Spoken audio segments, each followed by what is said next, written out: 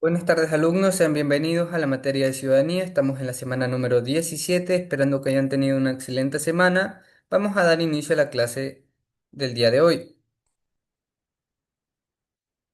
Como pueden visualizar, alumnos, el tema de la clase del día de hoy es las asambleas nacionales constituyentes desde el siglo XVIII. En la Francia de 1789, la crisis económica derivada de las sequías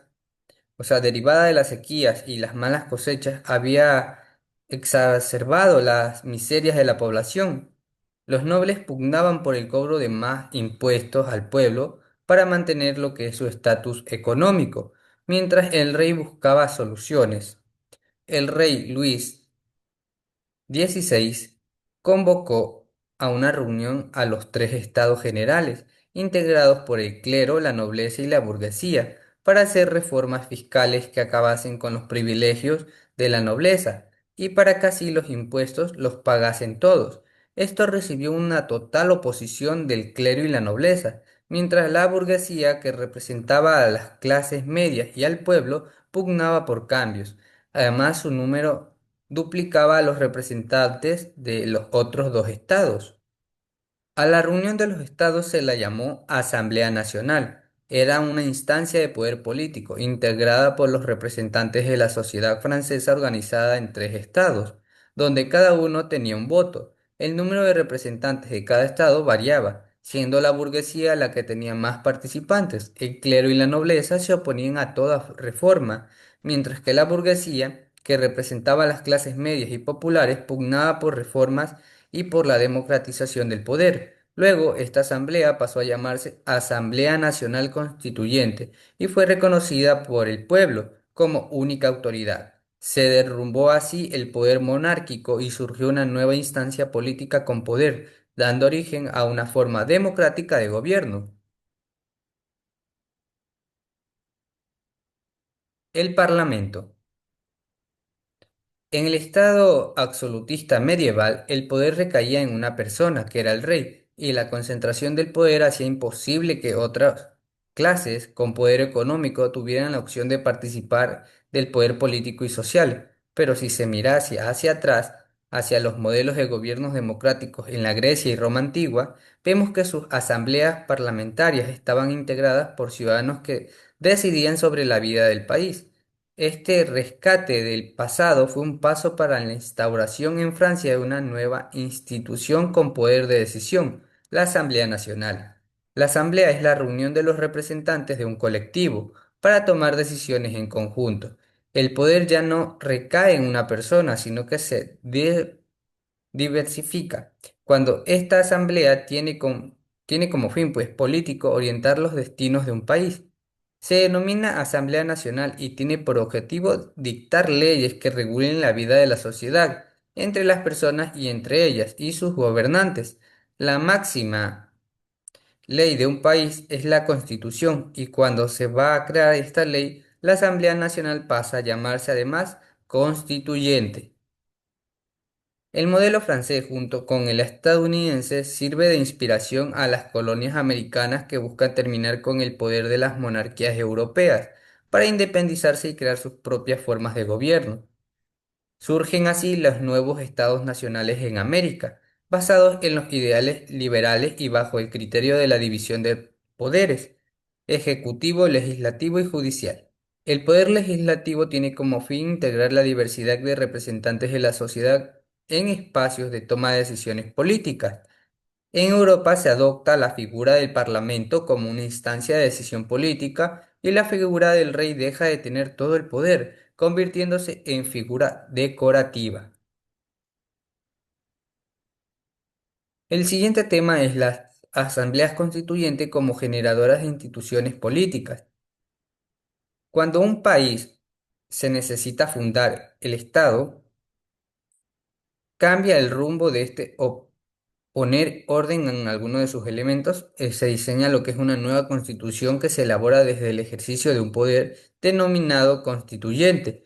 El poder constituyente lo concibe el francés Sayes como la potestad que tiene un pueblo de constituir un estado y darle la organización jurídica y política que más le convenga.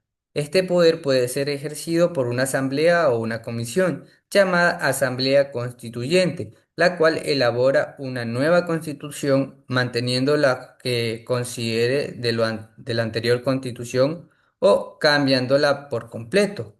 La constitución estructurará un Estado, lo crea, lo inventa y al ser la ley máxima adquiere la categoría de suprema. A decir de Tena, Ramírez es la más alta fuente de autoridad que rige las leyes y a todas las autoridades. El poder constituyente recaía o radica en el pueblo, compuesto por la ciudadanía. El pueblo es el gran soberano, como lo concibe Rousseau, y es quien decide los rumbos de su nación a través de la designación de sus delegados para la Asamblea Constituyente, quien plasmarán sus aspiraciones en la redacción del texto constitucional. El poder constitucional se caracteriza por ser supremo, lo que significa que está por encima de los demás poderes. Es extraordinario porque lo ejerce en situaciones extraordinarias. Es directo porque proviene de la voluntad del pueblo. Es soberano porque no está sometido a otra norma o voluntad que no sea la del pueblo y incondicional a los intereses y necesidades del pueblo. El Ecuador vivió un proceso interesante luego de la caída del presidente Lucio Gutiérrez y el triunfo de un nuevo movimiento político, autodenominado Revolución Ciudadana, que ganó las elecciones para que acceda al poder el presidente pues Rafael Correa. Él ofreció en campaña convocar a una asamblea constituyente para cambiar las estructuras del Estado que, a decir de él, favorecían los sectores oligárquicos que habían provocado grandes crisis económicas. Así, al ganar la mayoría de asambleístas constituyentes, el gobierno elaboró la Constitución del 2008, que modificó la estructura del Estado y creó nuevas instituciones, por ejemplo, un quinto poder del Estado denominado Consejo de Participación Ciudadana y Control Social, el cual ratifica al pueblo como mandante y le asigna el rol de fiscalizador y vedor del poder público para combatir la corrupción y promover la transparencia. Este poder incorpora a los representantes de organizaciones sociales para su integración y promueve los actos de deliberación política. Impulsa la formación ciudadana de la población y posicionando así a la participación ciudadana y a la deliberación como actividades sociales que amplían la participación política de la ciudadanía y mejora la calidad de sus intervenciones. Además, la participación ciudadana se fortalece con la creación de nuevas instancias políticas en las que la ciudadanía puede formar parte del diseño de planes y programas nacionales, elaborar presupuestos, crear mecanismos de transparencia, interpelar en la rendición de cuentas, asumir lo que es el control social y la formación ciudadana, a través de instancias como audiencias públicas, vedurías, asambleas, cabildos populares, consejos consultivos o observatorios a nivel local. En los gobiernos autónomos descentralizados se crea la silla vacía como una figura de participación ciudadana en debates o decisiones que son de su interés.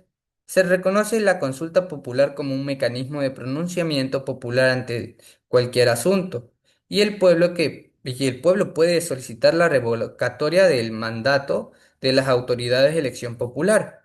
Otra institución que se creó como poder más es el Consejo Nacional Electoral.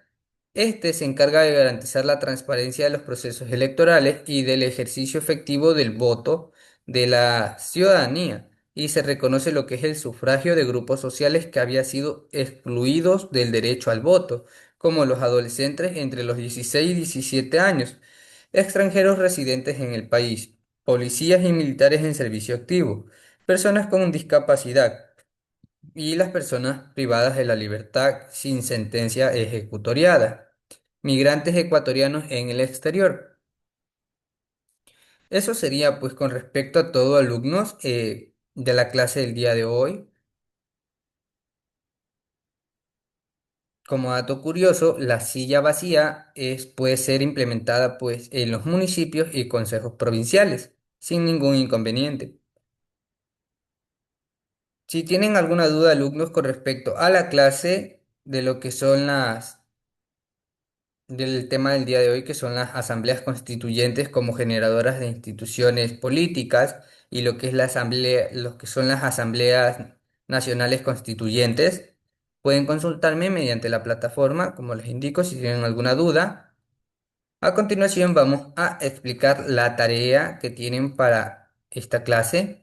Como pueden visualizar, alumnos, la tarea consta de tres preguntas de selección múltiple y una sola opción por cada pregunta es la correcta. Tienen que seleccionar la opción correcta a cada pregunta de selección múltiple y aparte de las preguntas de selección múltiple, tienen dos preguntas de razonamiento, las cuales tienen que contestar obligatoriamente para poder recibir la calificación completa. Ok, alumnos, eso ha sido todo por hoy con respecto a la clase. Si tienen alguna duda, como les he indicado, pueden consultarme mediante la plataforma, sea duda con respecto a la tarea o a la clase. Ha sido un gusto, nos vemos en la siguiente clase, alumnos.